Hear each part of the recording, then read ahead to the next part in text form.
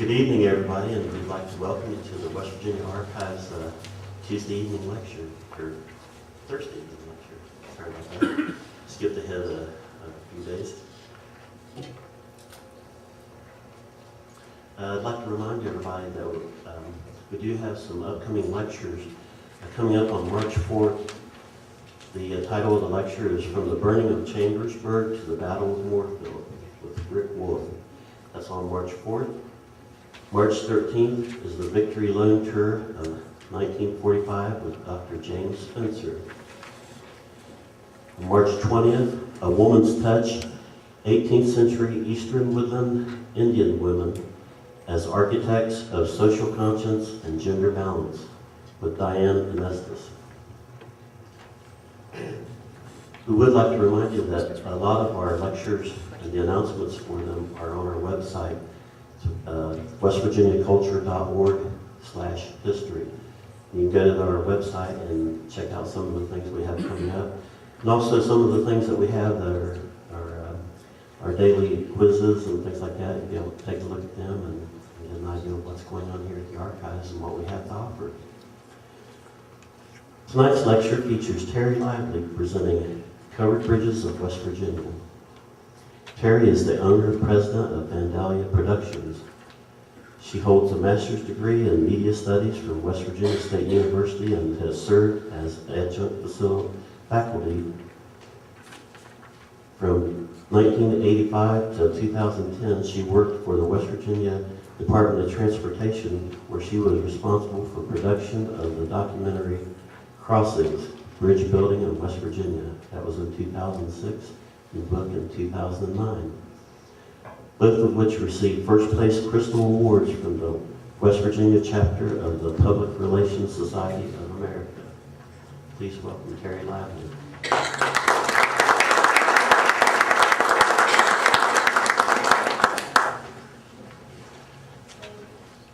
Welcome. Let's down here a little bit. Can you hear me? Welcome you and thank you so much for attending. Before we begin, I would like to recognize Joe Geiger, the Director of Archives. Joe, are you still here? Yes, he's still here. And I would like to also thank Dick Foss and Deborah Basham, who've been instrumental in getting this project done, and also to friends and family that have come to support me this evening. I appreciate your support, I truly do. Now, please join me on a journey to one of America's most enduring highway structures, covered bridges. And we're going to take a good hard look at West Virginia's covered bridges tonight. This evening I want to talk with you about covered bridges, and we'll share with you my latest project, West Virginia Covered Bridges, how it came about, its history, and the future goals of what I would like to end up with this project. We will view a 23-minute short, rough-cut reel of the film. So I'm going to talk a little bit about what's going on, and then we'll talk about that. This film is an hour-long documentary that tells the stories of West Virginia's remaining 17 covered bridges. Each of these covered bridges is featured in the video. You get video of the covered bridges. We have still photos. Every bridge has a graph that tells the history, and basically there's one factoid per bridge with the information in your handout there. There's another factoid with the truss design for each bridge, and another factoid that shows you what county the bridge is in, directions to get to the bridge, to help aid you if you do decide to go out and explore and look for these bridges. Covered bridges take us back to a simpler time, and I wanted to take this opportunity to tell the story of these transportation treasures. This film, due for release March 2014, was intended to be released this month, and I had hoped to have the DVDs completed and duplicated so that I could offer them to you tonight. However, January and February, there's been a bit of problems around here with the polar vortex, the poison water, the snow, so I'm behind schedule, so I cannot offer you one of these DVDs tonight for sale, but by the end of next month, we will have them hopefully at Tamarack, and if you can't get them at Tamarack, you can go to the website www.coveredbridges.com and order them through the PayPal there. The documentation consists of written and photographic archives, both still and video, of the interior and exterior of each covered bridge. We tried to take a comprehensive look. A lot of them, we have video underneath the bridge looking up. I mean, we tried to document them for the future as best as what we could. During the 1990s, West Virginia Division of Highways rehabilitated all state-owned covered bridges. Never in the state's history have all these structures been in as good a condition as what they were during this time period. So it made sense to get out and videotape them then. Included are interviews with premier bridge builders, Dr. Emery Kemp, he's the professor of engineering at West Virginia University, Fred Van Kirk, professional engineer and retired Secretary of Department of Transportation, and also Jim Southern, who was, he is retired Director of the Civil Engineering Division of Department of Transportation. Now, before you watch this, remember, one of the last things we put in while filming video is all the computer graphics and the name tags and all that. So you might see Dr. Kemp is the older one, Fred Van Kirk has a flat top, and Jim Southern is by the New River Bridge. So if you see these people, rest assured they will have names on the final product. What happens is if you put them in now, every time you move the video line, it has to re-render, which takes forever. So it's best to get all the video line in place, which has to, according to public broadcasting, I have to come in from the exact beginning of the documentary to the closing credits at exactly 57 minutes and 48 seconds. All right? So that's what I'm looking at. So it's easier to shuffle the video around now and meet that time frame and then go back and put the music in and put the graphics in and all this. So you're looking at a rough cut when we show it, so you know, be a little bit easy on me for that. We'll get the parts all in sooner or later. To explain how this project came about, let's look back to one of my previous projects. It was mentioned in 2002, I began the Master of Arts program in Media Studies at West Virginia State University. For my thesis project, I decided after working at West Virginia Department of Highways and then Department of Transportation, Public Affairs Office for over 20 years, to do a documentary about the state's finest bridges. And this state has some very fine bridges. I'm sure you're aware of our prize bridge, New River, but there's also East Huntington, there's Moundsville, there's Root and Steubenville, there's a plethora of beautiful bridges out there. West Virginia posed many problems both for early and modern bridge builders, so I sought federal funding through a federal highway, what they call T21 grants. These are the touchy-feely, warm and fuzzy grants that the Federal Highways gives out for videos, for sidewalks, for nice things for the public. Not the hard things like the concrete and the bridges, but the more accessible to the public things. Entitled Crossings Bridge Building in West Virginia, it was completed in 2006 for around $94,000.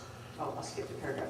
They awarded me a grant of $185,000 to produce a video, a coffee table book, and an educational component for $185,000. That's what I got. So the video came in at $94,000. Digital Vision Works of Dunbar was the low bidder, and they did a wonderful job. Hats off to Mark Adams, Ron Smith, and super cameraman Eric Lilly. They did a wonderful job. I'm indebted to them. As I had insisted on a still photographer for every filming session, so that when it came time to have the book printed, there would be continuity between the video and the book. I insisted on having this still photographer come with us, which worked out beautifully because when it came time to do the book, it was very easy because we had photos that reflected exactly what was on the video. The book cost $26,000 and was completed in 2008. 4-color printing of Louisville, Kentucky complimented me on how such a project with so many moving pieces came together so well. For that, I have to thank the staff at West Virginia State University who were helping me walk through this very complicated project. I think in 2 years' time we traveled over 5,000 miles, visited 48 bridges, 2 helicopter rides, and trust me, I don't like helicopter rides. To be in the middle of the Ohio River on a helicopter, floating down to get the Sistersville ferry was not fun. It's not fun. But that being said, and so I would like to send out thanks to particularly Danny Boyd, Mark Porter, and Steve Gilland at West Virginia State University. They gave me the process knowledge to consolidate all the production pieces into one final project, 2 projects.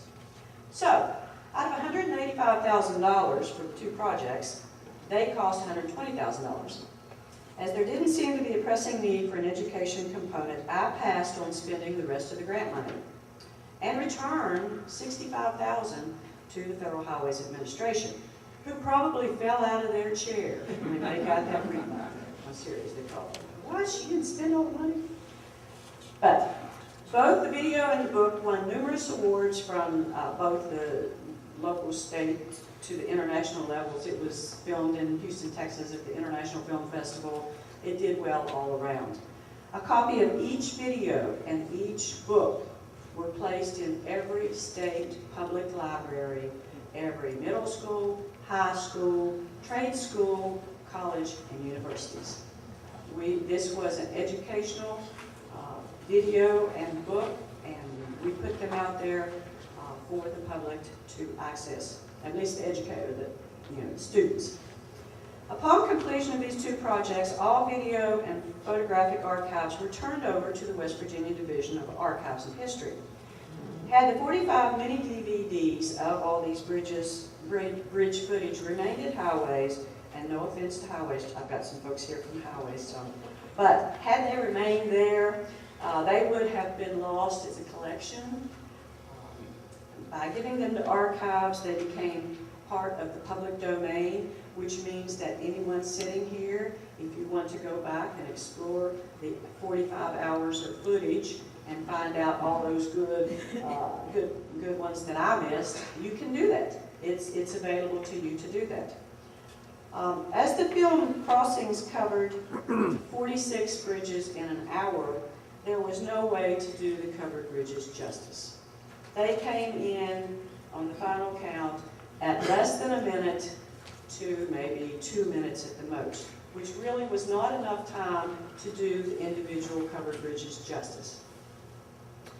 As I said, the covered bridges were filmed from both the inside and outside in an effort to document the workmanship and unique features of each bridge for future reference. In 1989, and I'm sure some of you may remember this, a leaking gasoline tanker set one of the state's prized covered bridges, the Philippi covered bridge, ablaze, completely destroying the structure. And I have included film of the burning bridge in this film. While working at Highways at the time, I remember there was a lot of discussion, and John might remember this, about some folks just wanting to forget rebuilding the Philippi covered bridge and let's put a concrete bridge in there. Thankfully, that didn't happen. I think that would have been a tragedy after you see how beautiful, I mean, it is our prized bridge, and to have lost that one would have been a huge blow to the archives and history of this state. But the fire also brings home the reality of man-made and natural disasters in addition to the ravages of time and Mother Nature. which worked to degrade and destroy these historic structures. With this documentary, West Virginia Covered Bridges, hopefully our great-grandchildren will be able to understand not only our time, but also our great-grandparents' time. After I retired 3 years ago from highways, I finally got rested up a little bit and have done a couple of mini documentaries and a couple of full-size documentaries, but this story kept coming back to me as one that I wanted to tell. They're just such beautiful little transportation treasures that they deserved a good story, and I knew where all the material to make that story happen was. So last August, I got together with Carol Melling, who was my boss at Highways for years and years and years and years and years, and she helped out with the original Crossings bridge building in West Virginia, both the book and the video. So she came and we put the information together for the script for West Virginia Covered Bridges. Then I got Dave Glenn Alley. Don't know if anybody knows Dave Glenn. He's a radio disc jockey, and he did a narration. The horse and buggy scene, which I really had no horse and buggy footage at all, so I hired out a horse and buggy, and we took it out and ran it over the covered bridge so many times. Working closely with, as I said, Archives Director Joe Geiger, Dick Foss, and Deborah Basham, I accessed archived video and photographs from not only Crossings, but also older archives.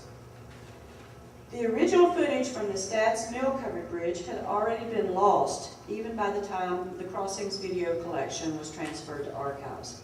That's how fast stuff like that disappears. You know, you've got, you know, we spent 2 years and 5,000 miles on 45 little mini DV discs, and somebody takes it out to, let me get 5 minutes off of that, and they don't put it back, and then it's gone. So, a beautiful fall day provided me with the time, the opportunity to go back and refilm Stats Mill, and the footage that I have taken, not only of the covered bridge, but also the new footage of the Stats Mill Bridge, will also be donated to Archives and History to go ahead and complete the collection. So here we are 6 months later. I spent all my money on one thing or another: horse and buggy, food, gas, time, close to 500 hours. However, I can say with satisfaction that basically West Virginia Covered Bridges is completed. Oh, it still needs a lot of tweaking, still needs the computer graphics, still needs the titles and a decent soundtrack, but all these issues are going to be addressed in the next 2 to 3 weeks. West Virginia Public Broadcasting has already reviewed it and is satisfied that the film will be acceptable for airtime upon completion. They have graciously offered to close captioning assistance, as any film or anything showing on public broadcasting must be, according to the American Disabilities Act, must have closed captioning. You cannot submit anything to public broadcasting anymore without having that on your video. So they're going to help me put that together. That should be in the next 3 weeks. I roll it over to them, they put the closed captioning in.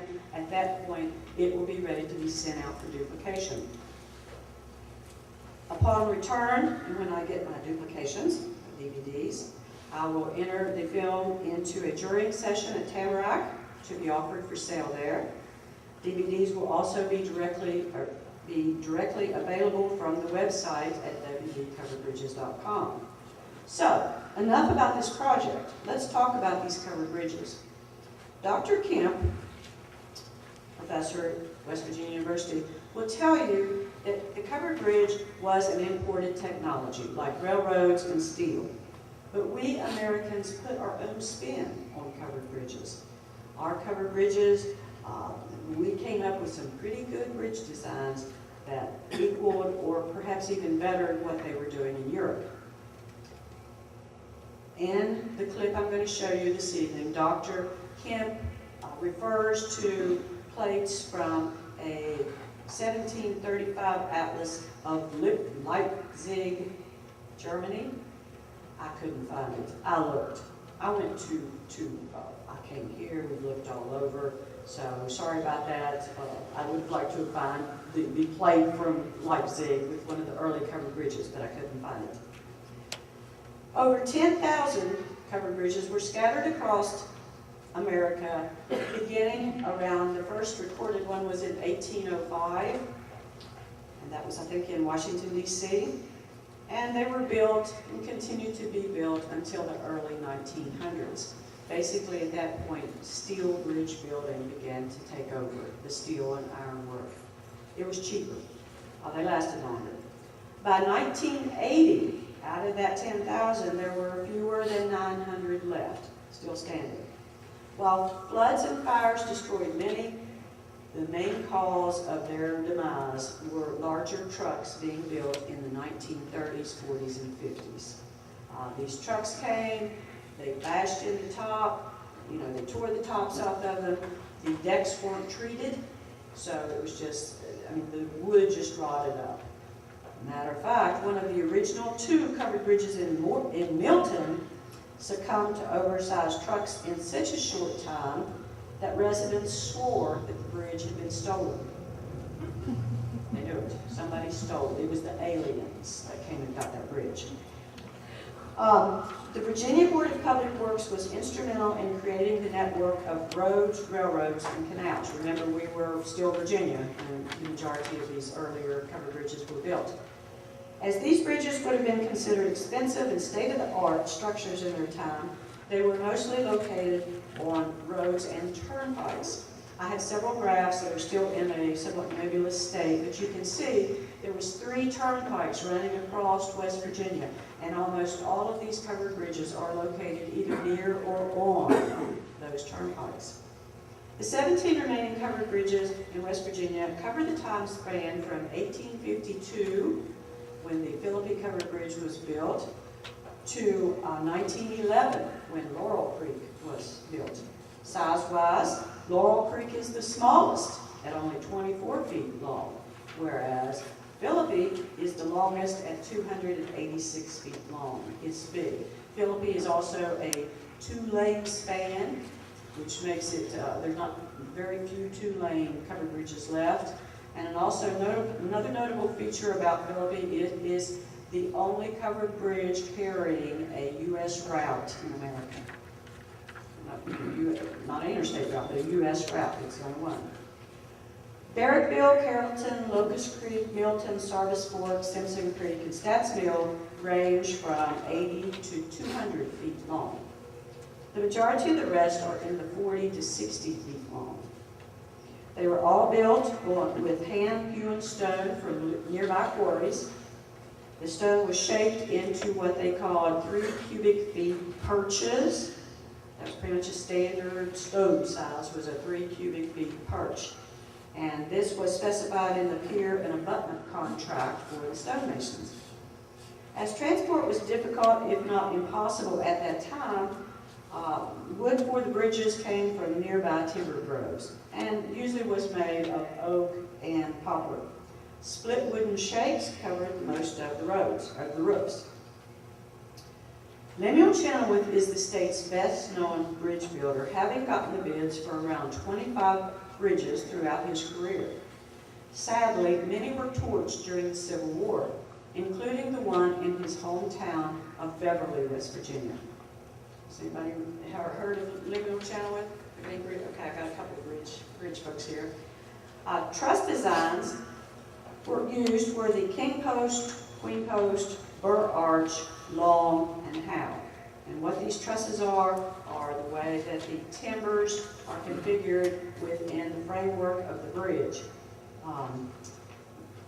And I show that graphic for the truss on each section of each bridge, so you can understand what I'm talking about after you watch that. Before we screen West Virginia covered bridges, I would like to take a minute and ask if anyone has any questions about the material covered so far. Questions? Pardon? Okay. If not, let's view the film.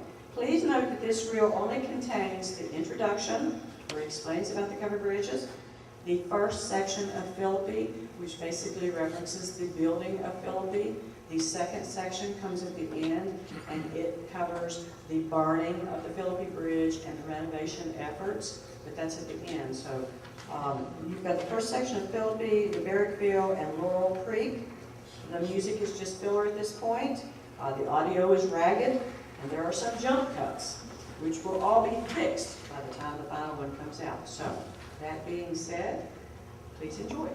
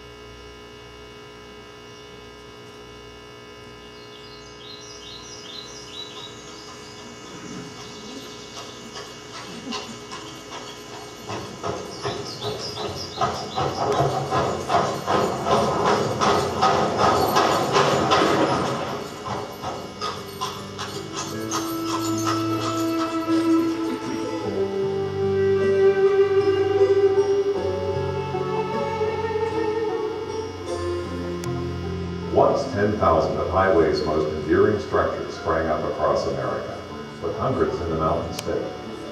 Now, only 17 remain. West Virginia's covered bridges.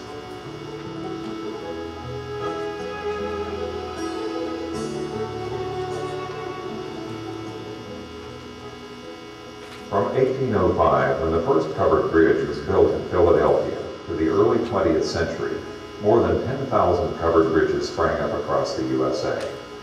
But by early 1980, fewer than 900 remain. Those numbers are smaller still today. The 17 still existing in West Virginia are a testament to the skill of their creators and the determination of modern builders to preserve them for future generations. West Virginia has nearly 7,000 bridges, 99 on its 88-mile turnpike alone.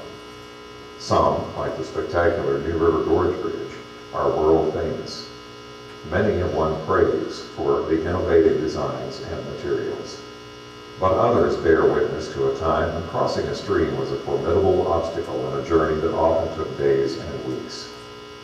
When we think back to the historic times and we're talking about some historic bridges, we often wonder what did the settlers face when they had to traverse places like West Virginia, our steep mountaintops and our rivers, and particularly in the springtime, or when we're having floods like we've had in recent times. How did those people really ford those streams, and how did they traverse these areas? If you look on each side of the major rivers and streams in West Virginia, you'll find a parallel roadway where they had to hunt some kind of a ford or something to actually cross that stream. Those people back in those days, they waited till the streams went down, they forded the streams, and I'm quite sure that there were probably many lives lost in the olden days when people had to cross the stream, and they did it for the sake of their own life, and I'm sure it was one of the most difficult things that they had to face, crossing the rivers and the streams in West Virginia in the springtime. With steep mountains and few navigable rivers, the Trans-Allegheny region of West Virginia was a challenge to westward settlers. River crossings were often nothing more than a low-water ford for a felled tree. But continuing movement of people and goods demanded more. So the real way to study West Virginia history is through its transport systems, railways, canals, and especially turnpikes. All of the Civil War engagements in Western Virginia were fought either on the railways or on the turnpikes. And I can't think of one that isn't. So the Civil War and covered bridges have an intimate relationship in the mid-19th century. Many of West Virginia's remaining covered bridges owe their creation to the Virginia Board of Public Works. Begun in 1816 to help provide routes, including railroads and canals for commerce and settlement, the board created the region's 3 major east-west roads.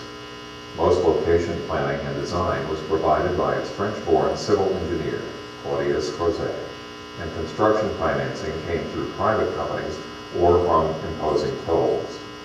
As more migrants used it, Virginia in 1785 authorized construction of the Old State Road from today's Cedar Grove to the Ohio River, completed in 1800.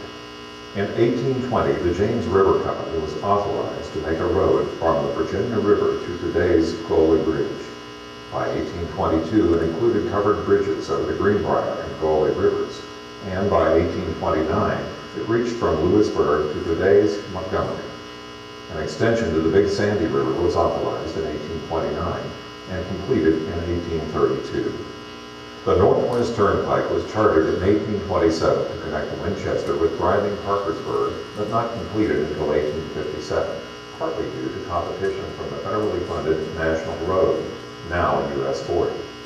Passing through many towns still existing in northern West Virginia, the route nearly duplicated today's US 50 and Appalachian Corridor Highway 80. Crozet began planning the Staunton-Parkersburg Turnpike in 1826, although funding was not authorized by the Virginia Assembly until 1838. Following old Indian paths, the road was 15 to 20 feet wide, with grades of 4% and small stones on top of bigger foundation stones for a smoother ride. Now followed by US 250, the route was finished before the Civil War.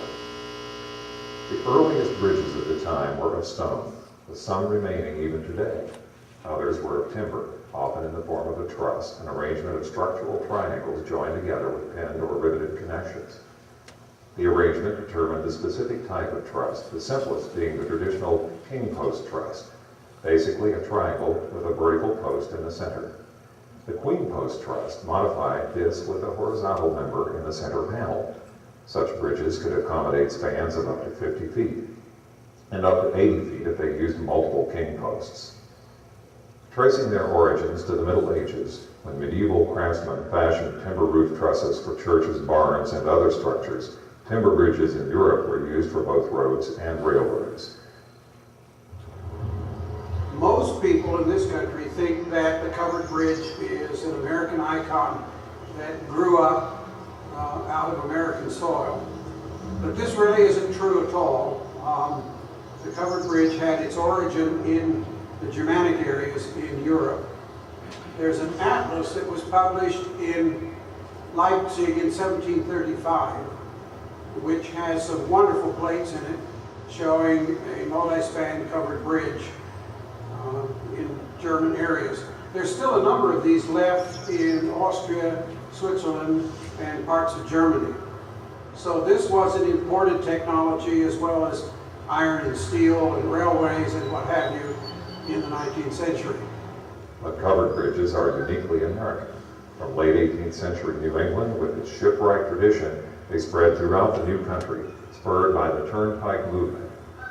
Covering these bridges solved the problem of long-span crossings of major rivers in a practical way by preventing truss members from deteriorating in damaging weather extremes, and thus adding an estimated 10 to 40 years to the life of the bridge.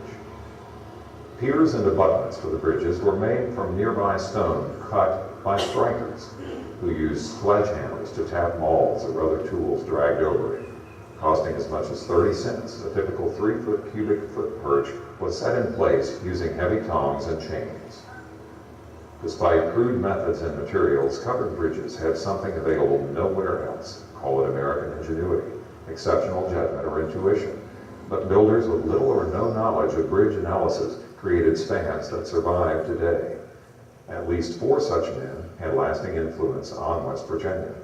German immigrant Louis Wernwag was a craftsman and inventor who incorporated the millwright tradition into his bridges. He received his first bridge patent in 1812 and later built 3 bridges in Western Virginia. Connecticut native Theodore Burr built dozens of timber bridges, reportedly 45 in 1818 alone, before dying in poverty. Patented in 1817, his design added arches to the king post truss, providing a stiffness that made possible the long-span bridges necessary in many western Virginia locations, where multiple king post designs could not be used. Called America's first structural engineer, Colonel Stephen H. Long was the first American to use mathematical calculations to develop a truss that used boxed axes. A pamphlet on his famous Jackson Bridge on the Baltimore and Washington Turnpike included directions to builders around the country, enabling them to construct wooden bridges to his patent. Massachusetts native William Howe was the first to use mathematics to analyze bridge stress. The design he patented in 1840, which substituted iron rods for wooden verticals, resulted in a heavy-duty span widely used by railroads and the forerunner of later iron bridges. Whether large or small in their spans, covered bridges proliferated for many years, with hundreds built in western Virginia alone. In winter, residents were required to put snow inside their bridges to aid sled and sleigh crossings. Protected from the elements, bridge interiors were often used for brightly colored circus posters and advertisements. Also shielding those inside from being seen from outside, covered bridges were often mythologized as kissing bridges.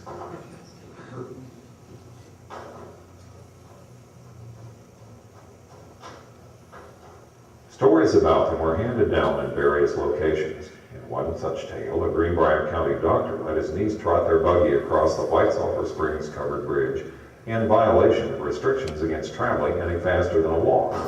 He then paid the magistrate $10 for his $5 fine, telling him to keep the change as he intended to let her trot back across.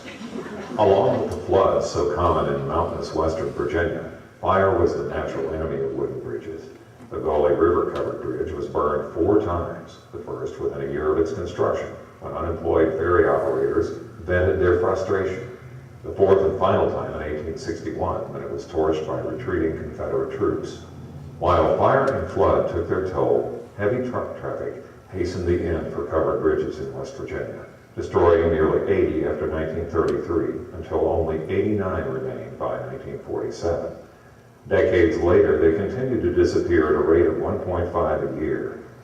Realizing that none would be left by 2000, Division of Highways engineers instituted a program to save the remaining bridges by developing plans for rehabilitation. In 1989, West Virginia Division of Highways, along with the governor and other officials, made a commitment that we were going to preserve the remaining 17 covered bridges in the state of West Virginia.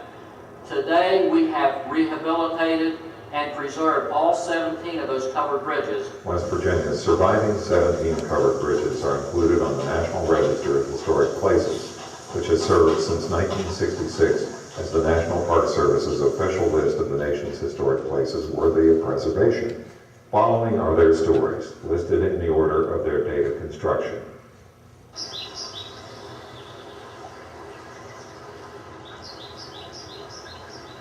Oldest and longest of West Virginia's covered bridges, and one of only 6 2-lane spans remaining in the United States, the Philippi Bridge stands at the junction of US 250 and US 119.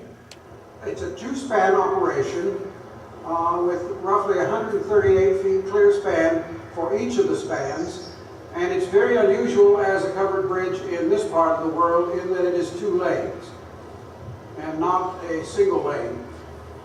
It's often called a Burr truss, but in fact the diagonal framing, which you can see in the background, is different than the Burr patent. The story of its creation has become legendary. Lemuel Chenoweth was a 39-year-old carpenter, furniture maker, and wagon builder from Beverly. This bridge is one of perhaps 24 bridges that West Virginia's pioneer covered bridge builder, Lemuel Chenoweth, built. He may have built more than that, but we really don't have the records for them. We know little about Chenoweth. There are some snippets of information that he had considerable mathematical skills. He was a furniture maker, a barn builder, and what have you, and I think it's fair to say that he was a Southern sympathizer. Despite minimal schooling, he was well known in the Randolph County area for his mathematical skill and the small timber bridges he had designed and built near Weston. Confident that his Burr Arch Truss design would be competitive, Chenoweth left his pregnant wife and 8 children in 1851 to ride 250 miles on horseback to Richmond, where Virginia's Board of Public Works sought bids for bridge construction on the important road, which would also include connectors such as the Beverly Fairmont and Fairmont Wheeling turnpikes. While numerous other bridge builders made their claims as to the weight that could be carried by their stone arch, iron, wire cable, or other wooden bridge types, you would have found the bridge the best for this crossing. And set it between 2 chairs and walked over it and reportedly said, This is all I have to say. Any questions, gentlemen?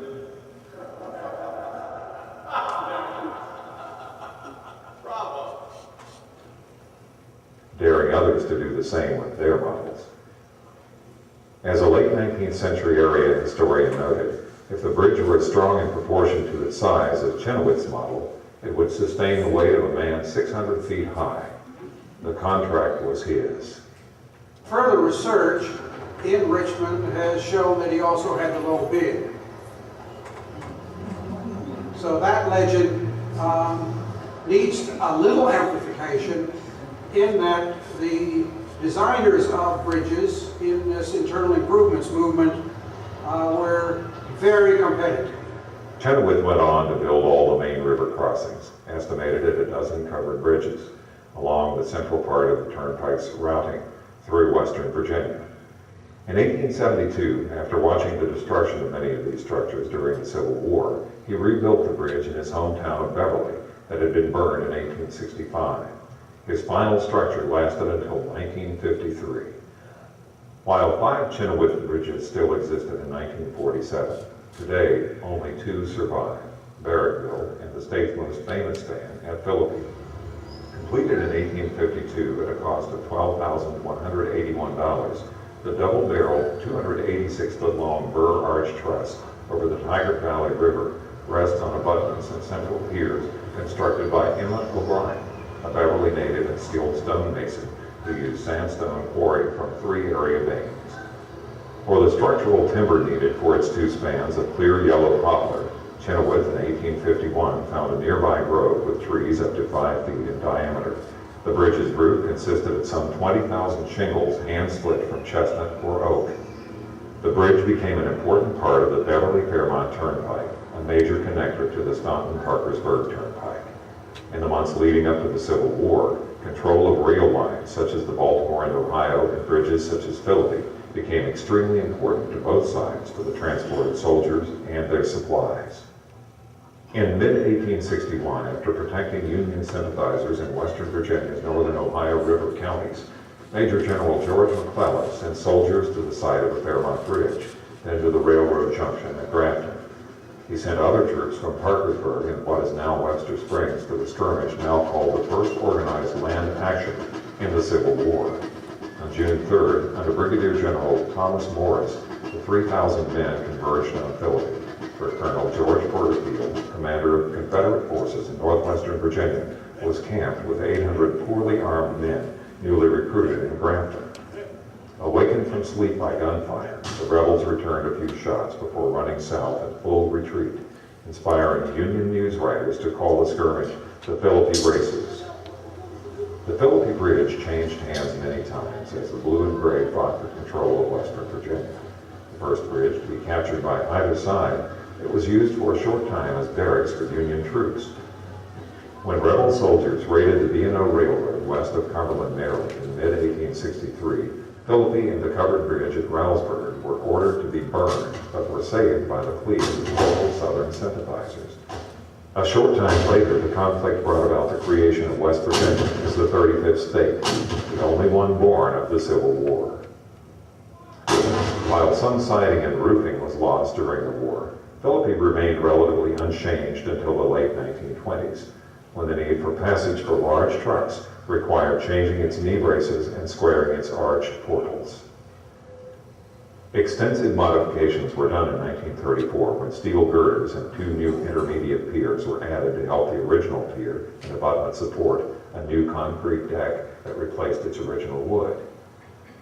Through floods and other natural disasters, it thus continued to serve US 250 traffic, reputedly the only bridge of its kind still carrying a US route until early 1989. The Philippi covered bridge was the scene of the first land battle of the Civil War, but combat wasn't as hot as this. But before learning that story, check out the rest of West Virginia's covered bridges.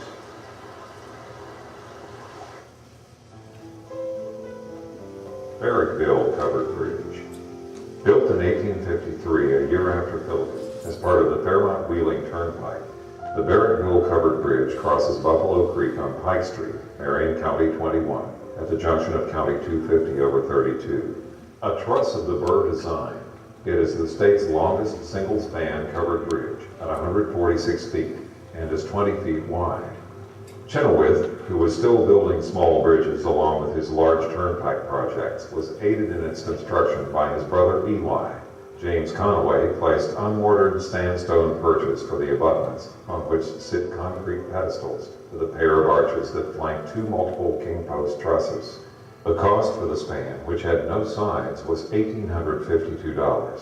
The bridge escaped destruction in an 1863 raid when a nearby mill owner and Southern sympathizer provided food and rest for retreating Confederate soldiers in exchange for its safety. To protect Barrackville from the elements, R.L. Cunningham added horizontal shiplap siding in 1873. Repairs in 1934 included improving its approaches, adding steel rod hangers for reinforcement, and a sidewalk. Steel was added beneath the bridge in 1951 to strengthen it, but in 1987 it was closed to vehicular traffic.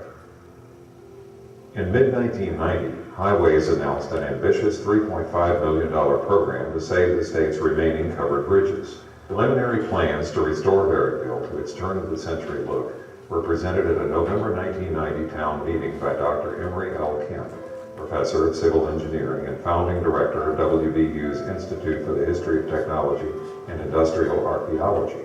Because of Barrackville's worsening condition, a panel-type bridge had to be installed inside the historic structure in 1991. A $1.3 million upstream replacement began carrying Marion County 21 traffic over Buffalo Creek in 1992.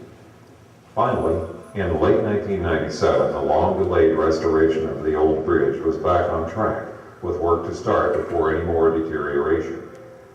Early in 1998, Orders Construction Company Incorporated in St. Albans was awarded a contract for nearly $1.5 million to replace the Barrackville covered bridge's rod and truss members with wood to match the original, install a new wooden floor system, and repair the roof. Aimed at recreating its original appearance, the restoration nevertheless included siding, which had been added after the structure's original time period. It did not include a previous sidewalk, since the bridge now serves pedestrians only.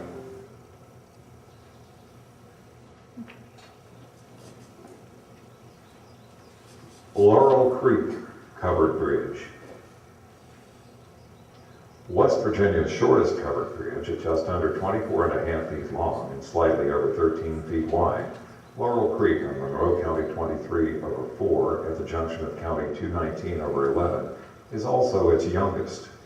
In July 1910, 3 commissioners were appointed to determine a site and estimated cost for a bridge across Laurel Creek near Robert Arnott's residence near Lilydale.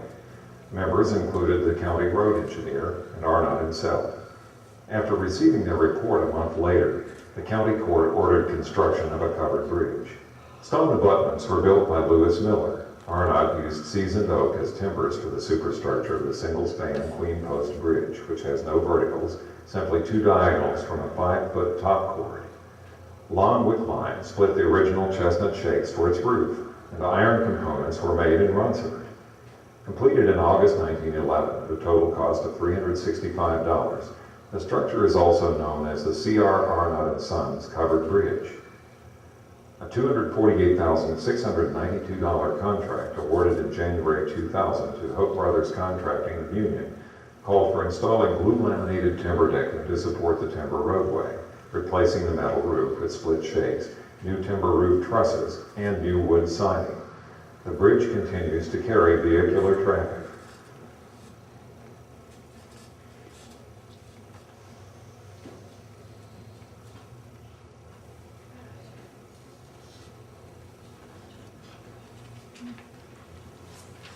So, that's a few covered bridges.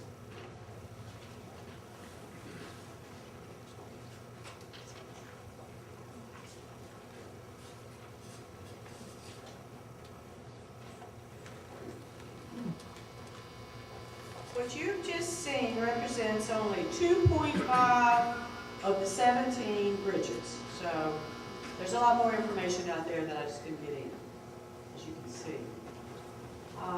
Now I would like to answer any questions that anybody's got, either about the documentary or about covered bridges in general. Don't be quiet, don't be shy. Yes? What state has the most covered bridges? What state has the most covered bridges? Off the top of my head, I am going to say Indiana.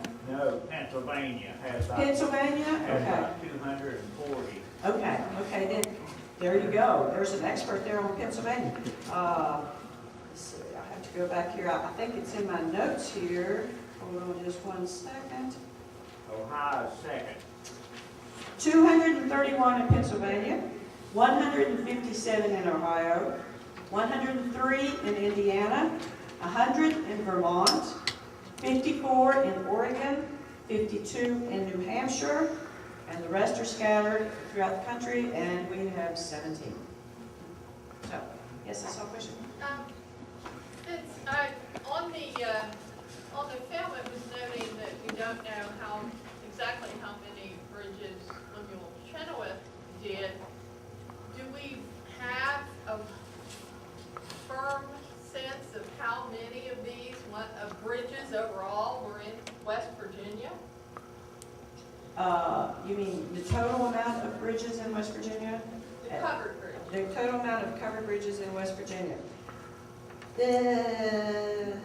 That's tough. Because so many of them were built, they burned, they got flooded away. There were no records on a lot of them. Is this not true, Deborah? I'm not aware of a comprehensive list of all the bridges there.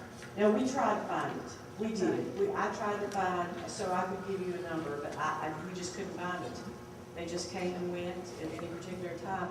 I would say probably, maybe, and correct me if you think I'm wrong, Deborah, I would say around 400. That's just a rough estimate there. I really can't.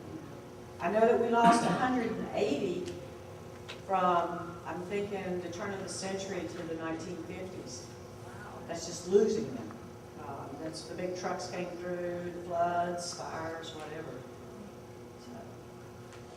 So, but Chenoweth, there is record, like Dr. Kemp said, of about 24 bridges that he built. And he probably built others, but we just don't have any records of them.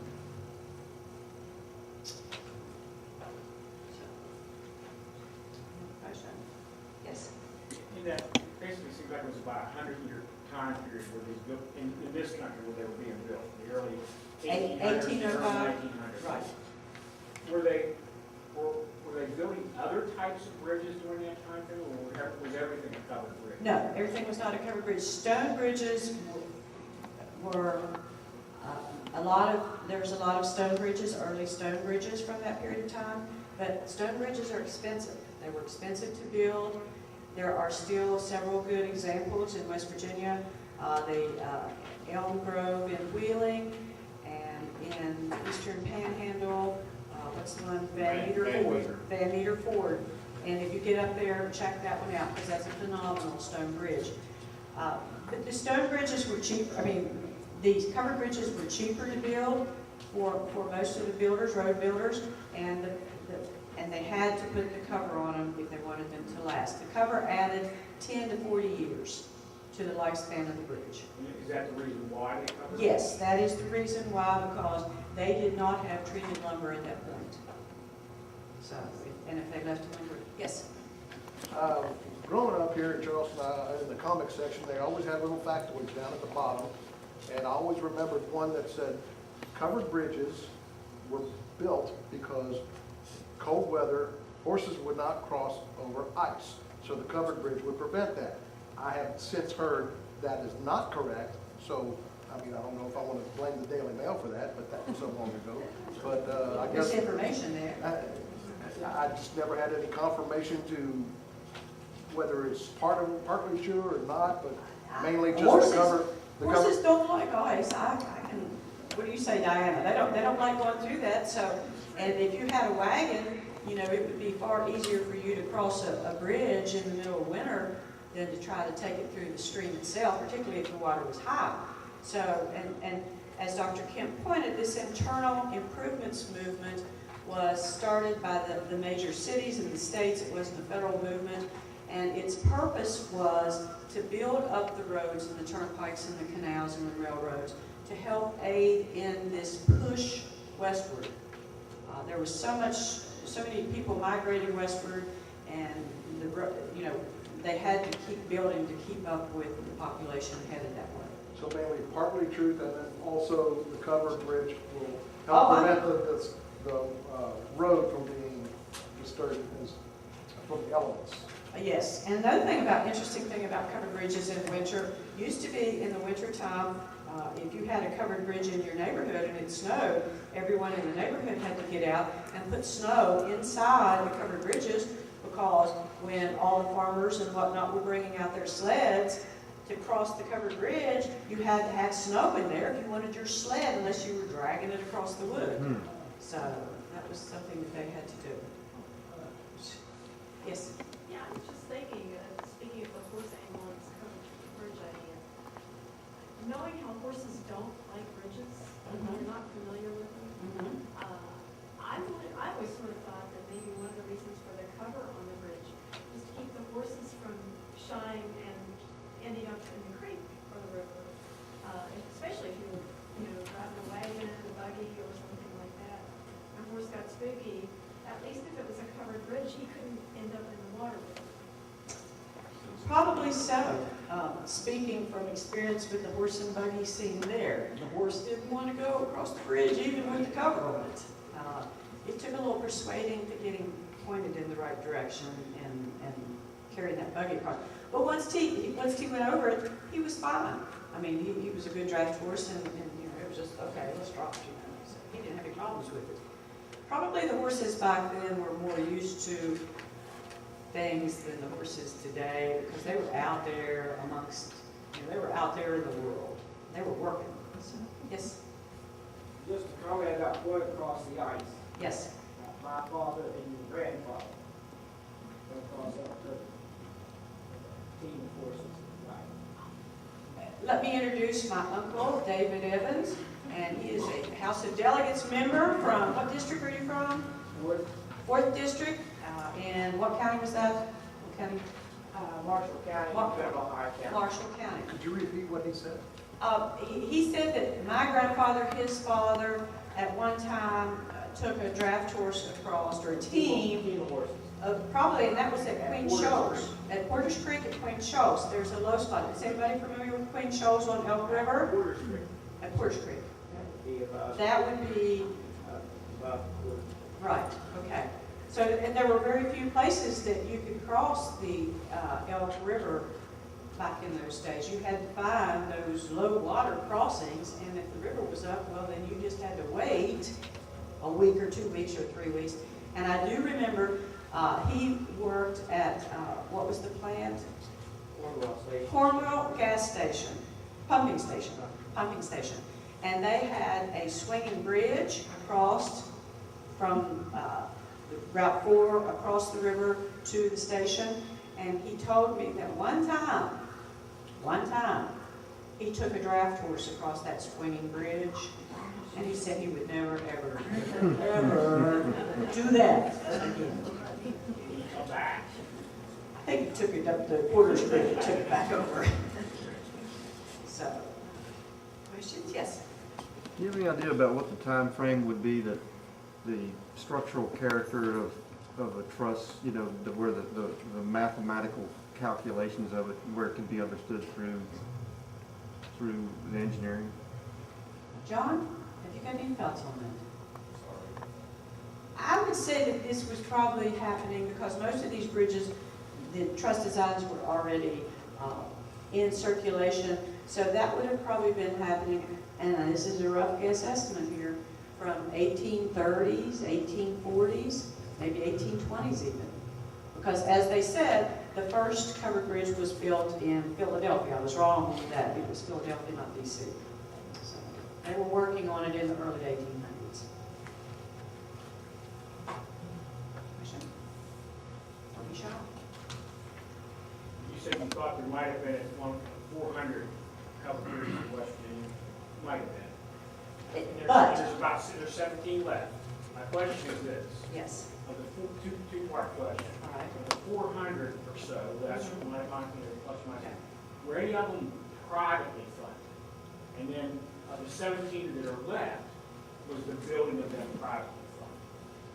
Were they all public works projects? They were all public works projects. There was, now the Sarvis Fort covered bridge, and that's the bridge where the horse and buggy went across. That bridge, there was another bridge that was privately built, and I don't know what the figures are on Sarvis Creek, how much that cost. Check your factoids there, but I think it was probably, let's see, Sarvis Creek, check here. The original cost was $2,860. Well, someone decided that he could build one up the stream a little bit and make a toll and make some money, and he spent $65 on his bridge. But when they came to inspect it, it did not pass inspection, so therefore they never allowed it to be opened, and he never made any money off of it. But as far as that 400, that was, you know, some are there, some are gone, some are there, some are I'm just trying to figure out if yes. any of them were ever privately funded. There were privately funded bridges, but for the most part, most of these were, you know, this was expensive. These were major projects for this period of time. It's like us trying to build a newer bridge or something. It took a lot of resources to make them happen.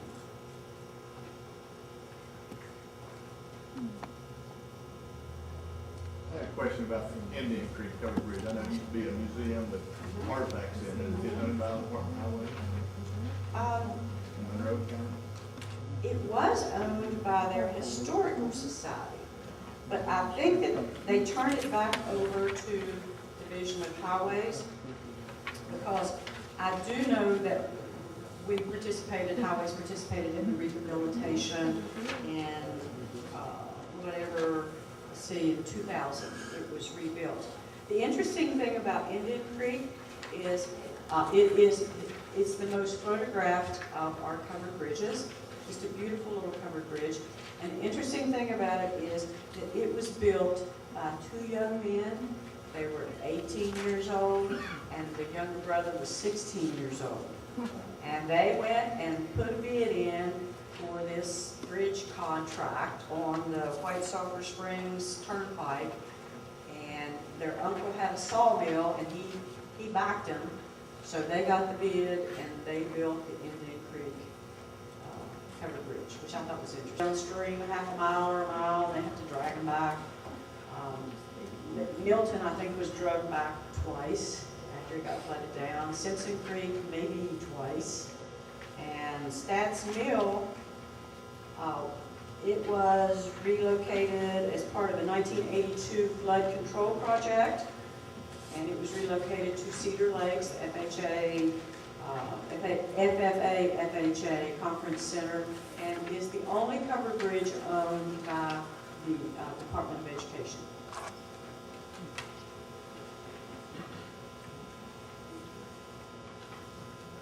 You want to ask me a hard question? Was the Philippi Bridge always a two-lane bridge? Yes. Not too many of those. Like he said, what Dr. Kemp said, there was only 6 left across the country of the 2-lane spans.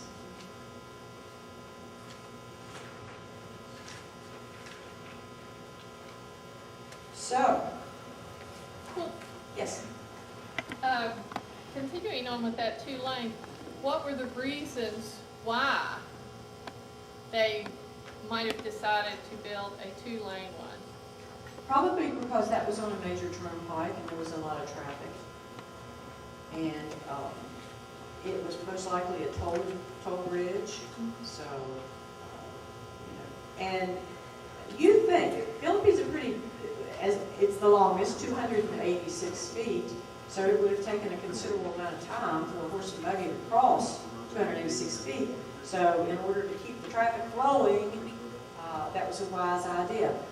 If you do look at the footage on the Philippi Bridge, bear in mind that originally it didn't have an outside sidewalk for pedestrians to walk on when people were a lot skinnier than what we are now, and then it was wagons and not cars. There was a walkway about I think around 20 inches wide on both sides. Like here's the deck, here's the walkway, so you walked inside the bridge. But that was just too much for federal highways.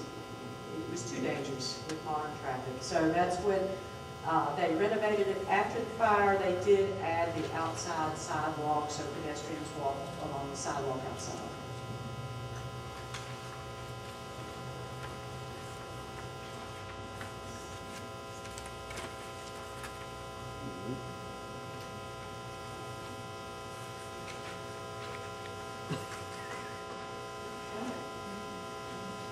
As a working West Virginia artist, I ask you to please support West Virginia Covered Bridge through your purchasing dollars. The DVD, as I said, should be completed next month. I'm hoping to get it in Tamarack, so look for it there. And it's also will be available on the West Virginia www.coveredbridges.com. And I'm going to work with public broadcasting, and they were very interested in taking this information and putting it with their education people and going ahead and making an education component out of this information. So that's good. Any way we can use this to help out the students and the engineering students, I think that's wise. Terry, in the film that we saw, the photography was superb, narration was very good, and it's a shame that it got shortened up a bit, but we'll look forward to seeing it. Yes, yes, it's going to be very nice, and I'm looking forward to completing it and getting it on public broadcasting and getting it out there. Probably send it out to a few film festivals, documentary film festivals. I know they have one going on in the Southeast summer, so yes, I'll be putting it out in there too. Shop over here? If it's juried in the Tamarack, it will be available in the shop here. I can't say that it will be juried in the Tamarack. That's something that the folks in Tamarack have to do, but I'm going to do my best. Because I want you all to buy it.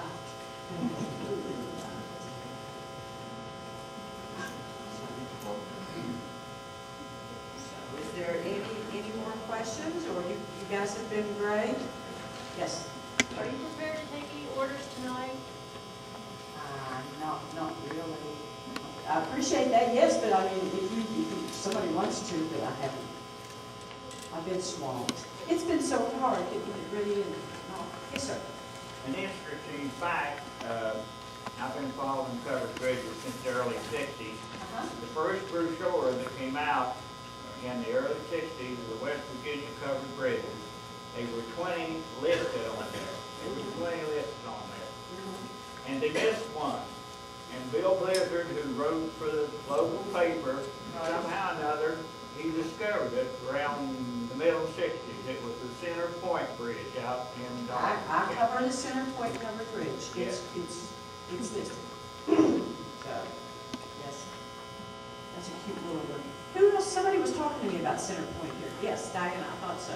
Yes, that was in your family, on your family farm? My family, my great-grandfather, my grandfather used to drive their wagon across that bridge. Yes, so she's got an intimate connection, family connection with that bridge. And that's another one that's been, I think, been moved from its original location and repositioned, maybe in a more prime spot. Not very, I mean, it's within, like, on the far end of the field sort of thing. But,